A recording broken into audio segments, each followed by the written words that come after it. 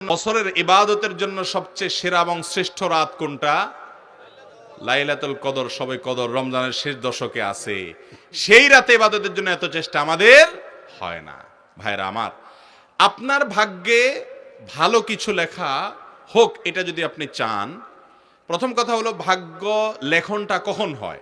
সূরা দুখানের আয়াত থেকে বোঝা যায় এটা লাইলাতুল কদরে হয়। কারণ আল্লাহ বলেছেন কোরআশে, এখানে 1 থেকে 4 আয়াতগুলোর মধ্যে আছে, শুরুর 2-3টা আয়াতের মধ্যে আল্লাহ বলেছেন ইন্না আনজালনাহু ফি লাইলাতিন মুবারাকাহ, আমি এই কোরআনকে একটা বরকতময় রাতে নাজিল করেছি। সে রাতটা কোনটা? কোরআন নাজিল হয়েছে কোন রাতে? লাইলাতুল কদরে। দলিল আল্লাহ কোরআনেই বলেছেন ইন্না আনজালনাহু ফি লাইলাতিল কদর, লাইলাতুল কদরে কোরআন নাজিল করেছি। তাহলে যেই রাতে কোরআন নাজিল করেছি, আল্লাহ এর পরের আয়াতে বলছেন ফিহা ইউফরাকু কুল্লু আমরিন হাকিম, সে রাতে সব গুরুত্বপূর্ণ বিষয়গুলো ধার্য করা হয়, ফরক করা হয়।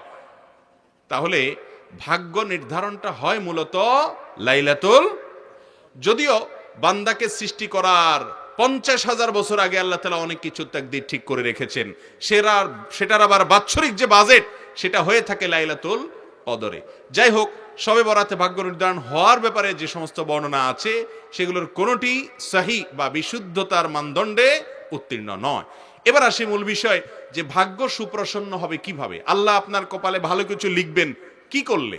নাম্বার 1, আপনি যখন আল্লাহর প্রতি ঈমান আনবেন, আপনার মধ্যে যখন তাকওয়া থাকবে, তাকওয়া আল্লাহর কথা মেনে চলার মানসিকতা থাকবে, হালাল হারাম বাজ বিচার করে চলার চেতনা আপনার অন্তরে থাকবে, এই ব্যক্তির জিন্দেগিতে আল্লাহ তাআলা বরকত খুলে দিবেন। কোরআনে আল্লাহ ওয়াদা করেছেন ওয়ালাউ আন্না আহলাল কুরআ আমানু ওয়াত্তাকাউ লাফাতাহনা আলাইহিম বারাকাতিম মিনাস সামা, যদি ঈমান এবং তাকওয়া আনে কোন জনপদ, কোন এলাকার মানুষেরা আল্লাহর প্রতি বিশ্বাস রাখে আর অন্তরে তাকওয়া থাকে, তাদের জন্য আসমানের সমস্ত বরকতের দুয়ার আমি খুলে দিব।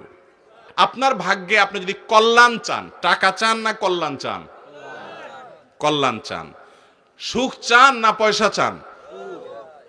যদি সুখ এবং কল্যাণ চান, প্রথম কাজ হলো ঈমান এবং তাকওয়া লালন করতে হবে। মুত্তাকিরা কষ্টের মধ্যেও হাসে, দুঃখের মধ্যেও হাসে। নমরুদ প্রাসাদে থেকেও শান্তি পায়নি, ইব্রাহিম আলাইহিস সালাম অগ্নিকুণ্ডে থেকেও শান্তি পেয়েছেন। অতএব আপনি যদি সুখ এবং শান্তি চান, আপনার ভাগ্যে কল্যাণটা লেখক আল্লাহ তাআলা, সুখটা লেখক আল্লাহ তাআলা, যদি চান আল্লাহর প্রিয় বান্দা হওয়ার চেষ্টা করেন। ভাইরা আমার, আমরা যারা এক রাতে ইবাদত বন্দি করে ভাগ্যটা নিজের পক্ষে লিখে ফেলতে চাই, তাদের এক্সাম্পলটা কি জানেন? তাদের এক্সাম্পল, তাদের উপমা হলো, একজনের চেয়ারম্যান সাহেবের ইলেকশনের আগে ধারে কাছেও ছিল না, কোনো কাজে তিনি ছিলেন না, এরকম একজন কর্মী আছে। সে ইলেকশনে চেয়ারম্যান সাহেব জিতার পরে এবার চেয়ারম্যান সাহেবের নারায়ে তাকবীর দিতে দিতে, স্লোগান দিতে আইসা ইউনিয়ন পরিষদে হাজির হয়ে গেছে। এখন সব কিছুতে সে সামনে সামনে থাকে। আরেকজন, সে সারা বছর পুরা নির্বাচনের মৌসুমে চেয়ারম্যান সাহেবের ইলেকশনের জন্য অনেক কাজ করছে, খাটাখাটনি করছে, অনেক পরিশ্রম করছে। এই দুইজনের মধ্যে চেয়ারম্যান সাহেব গম টম নিজে যা পাবেন, এখান থেকে যদি কোনো দুর্নীতি চুরি টুরি করার সুযোগ দেয় অথবা বৈধভাবে কোনো সুযোগ দেয় বা নিজের কাছে রাখে, আপন বানায়, কারে বানাবে? প্রথমটারে না দ্বিতীয়টারে? যে আমার ক্যাম্পাস করেছে, যে আমার সারা বছর কাজ করেছে তাকে, নাকি যে জিতার পরে আয়সা একদিনের জন্য আয়সা ভালো হওয়ার চেষ্টা করতেছে তাকে? সারা বছরেরটাকে না? আপনি কিভাবে আশা করেন যে সারা বছর নামাজ কালাম পড়বেন না, আল্লাহর কোনো কথা মানবেন না, এক রাতে এসে মসজিদে কান্নাকাটি করে ভাগ্য সব ঠিক করে ফেলাবেন? কিভাবে আশা করেন আপনি? কথা ঠিক না ঠিক?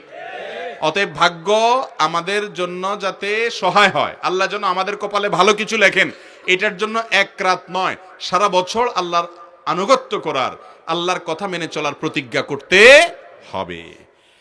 নাম্বার 2, আত্মীয়তার বন্ধন রক্ষা করা। এটা ভাগ্য সুপ্রসন্ন হওয়া, কপালে ভালো কিছু লেখা হওয়ার অন্যতম একটা বড় কারণ। নবী করিম সাল্লাল্লাহু আলাইহি সাল্লাম বলেছেন বুখারীর হাদিসে, মান সাররাহু আন ইউবসাতা লাহু ফি রিজকিহি আও ইউনসালাহু ফি আসারিহি ফালিয়াসিল রাহিমা, যে ব্যক্তি চায় তার রিজিক আল্লাহ তাআলা অনেক বাড়িয়ে দেখ, রিজিকে বরকত হোক, কল্যাণ হোক, তার হায়াত এবং জীবনে বরকত হোক, এটা যদি কেউ চায় তাহলে সে যেন আত্মীয়তার বন্ধনগুলো রক্ষা করে। রক্ত সম্পর্কীয় আত্মীয়, ভাই বেরাদার, আপনার বোন, ভাতিজা, আপনার ফুফু, আপনার চাচা, আপনার মামা, খালা, এই যে রক্ত সম্পর্কীয় মানুষগুলো আছেন, বাবা মা তো বটেই, এই মানুষগুলোর সাথে যদি আপনি খুব বেশি যোগাযোগ রাখেন, সংযুক্ত রাখেন, সম্পৃক্ত থাকেন, ভালো সম্পর্ক রাখেন, হাই হ্যালো রাখেন, সাধ্য অনুযায়ী পাশে দাঁড়ান, আর কিছু না হোক সম্পর্ক যেন খারাপ না হয় সে চেষ্টা করেন, তাহলে আপনার জীবনে বরকত নেমে আসবে ইনশাআল্লাহ। তৃতীয়ত, আপনার ভাগ্যে ভালো কিছু লেখা হবে যদি আপনি আল্লাহর প্রশংসা করতে শিখেন, শুকরিয়া আদায় করতে শিখেন। আল্লাহ বলেছেন, লা ইন শাকারতুম লা আযীদান্নাকুম, যদি তোমরা আমার কোন নিয়ামত পাওয়ার পর কৃতজ্ঞতা আদায় করো, আলহামদুলিল্লাহ বলো, শুকর আদায় করো, যে নিয়ামত পাইছো এটাকে আমি আরো বাড়াই দিব। অতএব যা পেয়েছেন, আল্লাহ যা দিয়েছে, অন্যকে কি দিয়েছে এটা নয়, আপনাকে যা দিয়েছে এজন্য মন খুলে আল্লাহকে শুকর আদায় করে বলেন, আল্লাহ অনেকে তো এটাও পায় নাই, আমি যেটা পেয়েছি, অতএব আপনি যে দিয়েছেন এজন্য আপনার প্রশংসা। এই প্রশংসা করা মানে হলো আপনার নিয়ামত আরো বৃদ্ধি হয় ইনশাআল্লাহ। অতএব অনেক মানুষ আছে নিয়ামত না পাইলে, একটু এদিক সেদিক হলে, একটু কম পাইলে অস্থির হয়ে যায়, নাশকর হয়ে যায়। ভালো করে শুনে রাখেন, এই পৃথিবীতে নাশকরকে কখনো আল্লাহ তাআলা নিয়ামত দেন না। বহুত নাশকর আছে দেখবেন সারা জীবন হাউতাস করে, নাই নাই কিছু হলো না রে, গেল না রে, শেষ হলো রে, কপাল পড়ে, আমি শেষ হয়ে গেলাম, ধ্বংস হয়ে গেলাম, ভাগ্যরে গালিগালাজ করে, এগুলো সারা জীবন কপাল পড়াই থাকে। আর যারা যা পাইছে এটার উপর শুকর আদায় করে, আল্লাহ তাদের নিয়ামত বাড়িয়ে দেন। অতএব 3 নম্বর আমল হলো ভাগ্যে ভালো কিছু লেখার জন্য আল্লাহর প্রশংসা করা, যা পাইছে এটা শুকর আদায় করা। 4 নম্বর হলো সাদাকা করা, দান। দানে ধন বাড়ে। আপনারা দেখেছেন গ্রামে বিশেষ করে চাপকল আছে না, চাপকল যখন পানির লেয়ার নিচে নেমে যায়, আপনি জগে করে পানি নিয়ে আসেন, এই পানিটা আনার পর কি করেন আপনি? আপনি কি সেগুলো ঢেলে আরো চাপ দেন, নাকি বলেন না বাবা যেটুকু আছে এটুকু আমার কাছে থাকুক, যদি মোটেও পানি না ওঠে তাহলে কি হবে, তার সাথে যেটুকু আছে এটুকু আমি ধরে রাখি? এটা করে কেউ? বরং যেই জগ আছে ওই জগ দিয়া চাপ শুরু করে, এরপরে এমন পানি উঠে যে আর জগ ভরেও কুলান যায় না। ঠিক না ভাই? ঠিক ঠিক একই ভাবে যারা অভাবে আছেন, আপনার সাধ্য অনুযায়ী কিছু কিছু দান করেন, গরিব মানুষকে, অভাবী মানুষকে কল্যাণের পথে একটু একটু দান করেন। আপনি 1000 টাকা আছে, 10 টাকা দান করেন। দান যত করবেন আল্লাহ তাআলা তার ধনকে বাড়িয়ে দেয়, সম্পদকে বাড়িয়ে দেয়।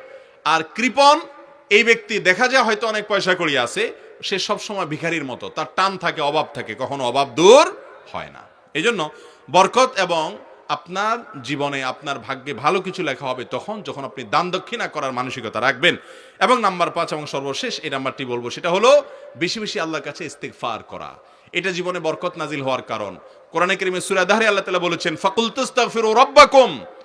নূহ আলাইহিস সালাম বলেছিলেন তার জাতিকে, তোমরা তোমাদের রবের কাছে ক্ষমা চাও, নিজের পাপের জন্য ইস্তিগফার করো, মাপ চাও। লাভ হবে কি? ইন্নাহু কানা গাফফারা। 1 নম্বর হলো ক্ষমা চাইলে মাপ পাবা, আল্লাহ ক্ষমাশীল। আর এরপরে কথা হলো যে ওয়ায়ুমদিদ লাকুম বিআমওয়ালিন ওয়া বানিন, সম্পদ, সন্তান, এই সবগুলো দিয়ে তোমাদেরকে আল্লাহ তাআলা সমৃদ্ধ করবেন, রিচ করবেন, এগুলো বাড়িয়ে দিবেন যদি তোমরা ইস্তিগফার করো। ইস্তিগফারের জীবনে সবচেয়ে বেশি বরকত আসে। সব সময় নিজের ভুল স্বীকার করে আল্লাহর কাছে ক্ষমা চাইবেন, আল্লাহ আমারই ত্রুটি, আমারই ভুল, কত ত্রুটি আছে আমি জানি না, হয়তো নিজের ভুলে কথা স্বীকার করবেন, আল্লাহ আপনি মাফ করে দেন, আস্তাগফিরুল্লাহ ওয়া আতুবু ইলাইহি, আস্তাগফিরুল্লাহ ওয়া আতুবু ইলাইহি। যত ইস্তিগফার করবেন জীবনে তত ভালো কিছু আপনার ভাগ্যে লেখা হবে, জীবনে বরকত আসবে ইনশাআল্লাহ। সেই সাথে আল্লাহর উপরে তাওয়াক্কুল করবেন। এই কাজগুলোর মাধ্যমে ভাগ্যে ইনশাআল্লাহ ভালো কিছু লেখা হবে। এর বিপরীতে আল্লাহর অবাধ্য হলে, আল্লাহর নাফরমান হলে তার কপাল পোড়া হয়, তার ভাগ্য খারাপ হয়। এর পাশাপাশি যে ব্যক্তি নিয়ামতের নাশকরি করে, আল্লাহর নিয়ামতের শুকর আদায় করে না, এরও কপালে ভালো কিছু লেখা হয় না। অতএব আপনি যদি চান আপনার ভাগ্যে ভালো কিছু লেখা হোক, তাহলে এই কাজগুলো করবেন। আর ভাগ্য খারাপ হয় এরকম কাজগুলো বেশ আল্লাহর নাফরমানি এবং গুনাহের কাছ থেকে বেঁচে থাকতে হবে। আল্লাহ তাআলা আমাদের সবাইকে দুনিয়াতে সৌভাগ্যবান করুন, আখিরাতেও সৌভাগ্যবান করুন। অনেক মানুষ আছে দুনিয়াতে হয়তো সুখ স্বাচ্ছন্দ্যে থাকে, আখিরাতে দুঃখী হয়। অনেক মানুষ দুনিয়াতে দুঃখী হয়, আখিরাতে সুখী হয়। আর কিছু মানুষ আছে দুনিয়াতেও সুখী, আখিরাতেও সুখী।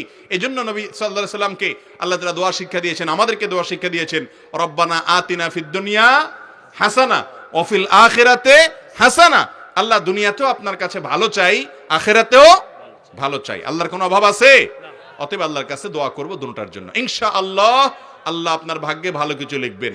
যদি আপনার ভাগ্যে ভালো কিছু দেখতে না পান, ধৈর্য ধারণ করবেন, অস্থির হবেন না, কারণ আল্লাহ তাআলা অনেক সময় পরীক্ষা করেন, এরপরে দেন। আল্লাহ তাআলা আমাদের সবাইকে মেনে চলার তৌফিক দান করুন।